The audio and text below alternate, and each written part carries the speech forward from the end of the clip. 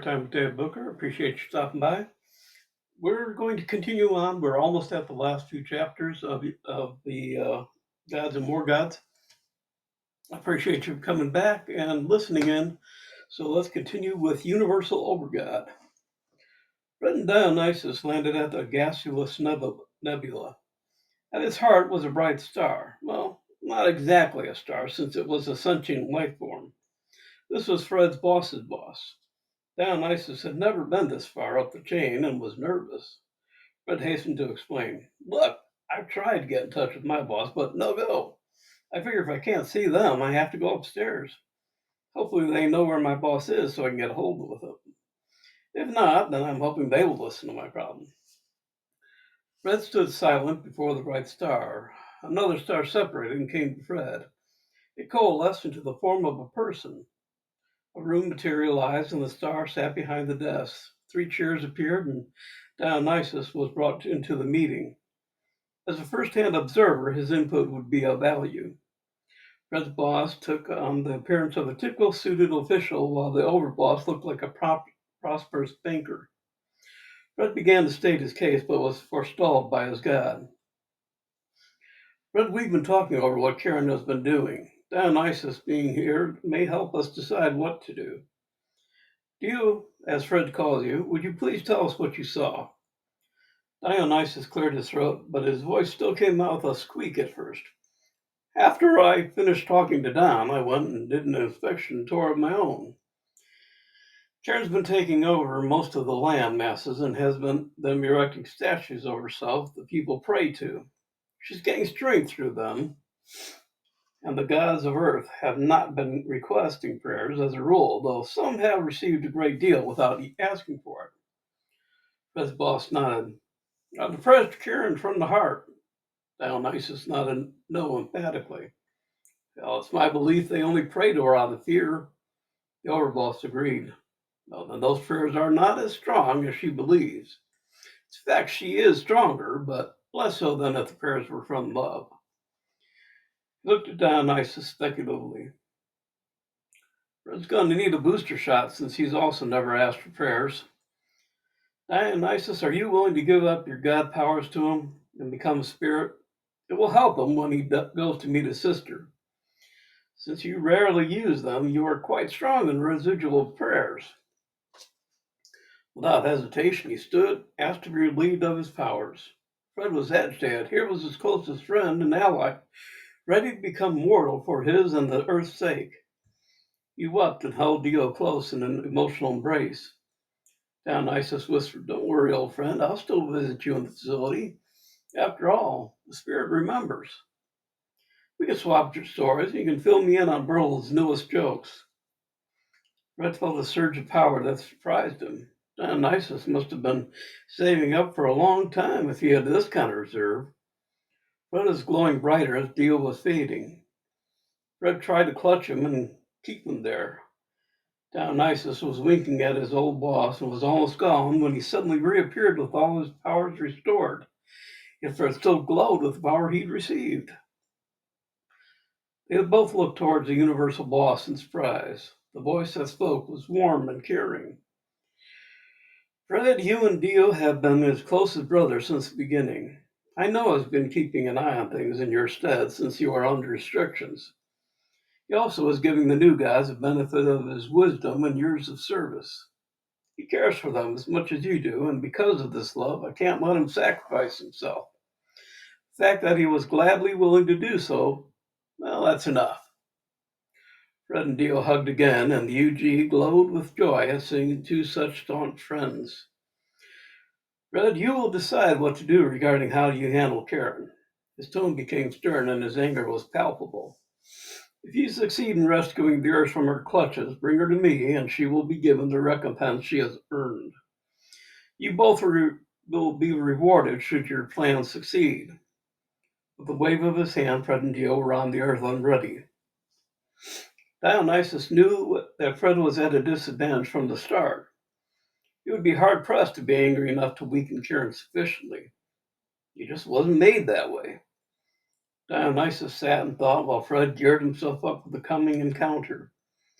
At first, he came up with an idea that would be acceptable to Fred and still be enough to seriously curtail Karen long enough for them to bring her to the Universal God. Dionysus created a couple of glasses of Pomos, Spiritus Refticani to close success to their mission. Red took his off and choked. That's damn close to the pangalactic gargle thing that Berthold made me. I'm going to try that again. Pomos Spiritus Refticani. Why I put something in here I can't even pronounce, I don't know. But that actually is the strongest champagne there is. Sufficiently fortified, they approached Don and the rest of the gods. Glowing with power and smelling of strong spirit, they intimated that they were ready to battle Karen. They were happy to see the rest had received a minor power boost from their remaining followers, though Don, it being home, had gotten a fairly heavy load which he bestowed on the other gods. The Earth God's powers weren't enough to take on Karen directly, but if they split apart and were coming at her from all sides, it should distract her enough for Fred and Dionysus to do whatever they had planned. Dionysus offered to transport them all. He wanted Fred to remain at full power as long as possible, and his own part of the plan didn't require as much effort. Since they were on Gladys's territory, she got the honor of taking down the galactic statue. This was to get Karen's attention. It did. As the stone statue slowly compressed and collapsed, there was a muffled cheer from the people. Many recognized Gladys and, without revealing it, paid her reverence. Gladys could feel the warmth of love permeating her being. From high on the mountain came a banshee scream. Gladys saw a whirlwind rushing towards her, red flames swirling around a black vortex. When the wind stopped, Karen was standing, looking shocked at what remained of her statue. Rage flowed through her, and she tried to blast Gladys. Gladys held a hand out and was secretly augmented by Don and Dionysus. Karen's power bolt had no effect. Further away, Don and Ash were laughing as they dismantled their temple. They were making power bolts and blasting it to the cheers of an assembled crowd. Karen snapped from the shore to where Ash and Don were stationed. She rose above them and grew. She was going to grind them into dust. Ash moved Don and himself while Gary replaced them with a giant iron nail. Her foot slammed down on the nail and she let out a scream of agony. Falling down, she pulled the nail out of her foot and scanned around to see where any of the other gods were. On the side of the mountain, Larry was painting goofy faces over the portraits of Karen. Behind him was a crowd growing ever larger and laughing. On a higher portion, Peter was running around at top speed, removing her name from everything.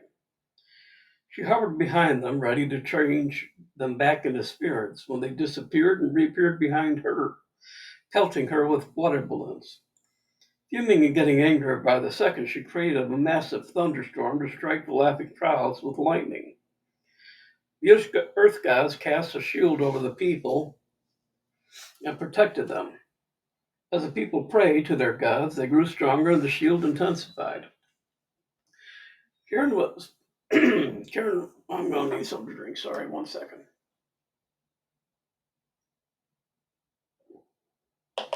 Karen was pummeling the shield. Ooh, that works. Karen was pummeling the shield with boulders, and Dionysus was making them disappear as fast as she was launching them.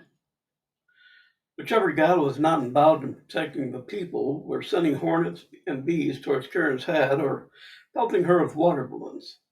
She was being attacked from so many sides, she was burning through reverence and not getting any to replace it.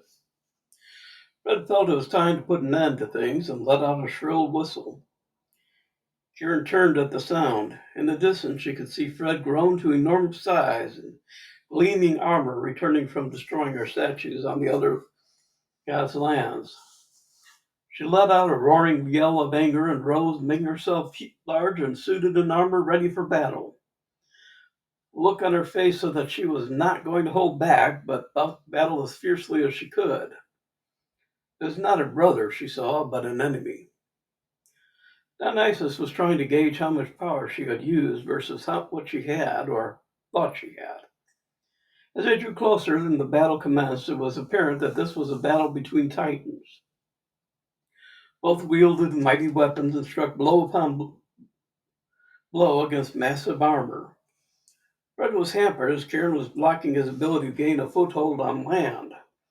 The wet mud and layers of kelp were impeding him slightly, but he dug his toe in and kept him from sliding backwards as blows rained down on him.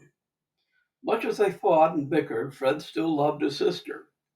He had at one time seen the darker side of himself, the rage and hate that could consume him, and had decided to alter to love and kindness. He could never hold a grudge as long as she had. This was the weakness that Dionysus had perceived and prepared for. Fred looked over at Dionysus and intimated the time was right. Kieran was weakening and he wanted to end the engagement. Dionysus cast a vision of their childhood into Kieran's mind. The love they once felt for each other and everyone. Even the teddy bear they had fought about as children was brought before it in sharp relief. She knew it well as it still occupied a place of honor in Fred's apartment, and she saw it daily. Only her pride kept her from accepting the trade Fred had been often offered, or to just give it to her outright. He was willing to do it just to keep peace, but her anger and pride kept her obstinate. In her heart, she loved it as much as Fred and longed to have it. She also had at one time loved her brother. Dio flamed that spark that had once existed, and the ice she cast in Kieran's eyes began to soften. She had her sword raised as Dio caused the vision. It became clear while she was making ready to sweep the blade towards Fred. The vision caught at her heart, and the blade flew from her hands before it neared Fred's exposed flesh. Anguish suffused her, and she began to cry. Fred held out his arms to her, and she embraced him. Dionysus sent them to see their universal god. In honor of their release from bondage, the people bowed and gave reverence for their delivery. The gods accepted their homage, then separated each to their own land. They had a lot of work to do to rebuilding and getting back on track. Time of the conjunction was getting ever closer, and they had a schedule to meet.